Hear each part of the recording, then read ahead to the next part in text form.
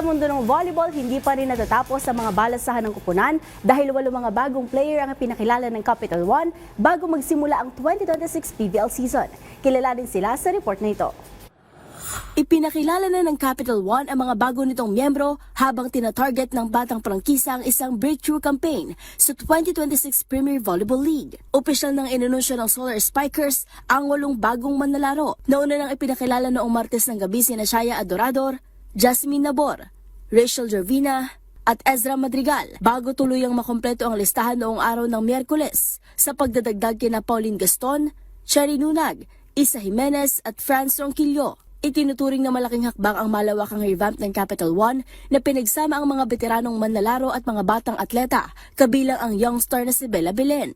Lumipat si Nunag mula Choco Mucho habang sina Jimenez at Ronquillo ay nagmula sa Galleries Tower at isusuot ang dilaw na uniforme pagsapit ng 2026 All-Filipino Conference. Ayon kay Nunag, pinili niya ang Capital One dahil sa potensyal ng kupunan at sa hangarin nitong patuloy na umuunlad. Samantala, nakahanap naman ng bagong kupunan sina Nabor, Gaston at Adorador matapos ang pagkala sa Cherry Tigo noong Disyembre. Mula naman sa NX LED, sasama sina Gervina sa defensive rotation, katuwang ang libero captain na si Roma May Doromal, habang palalakasin ni Madrigal ang middle blocker position ng Capital One.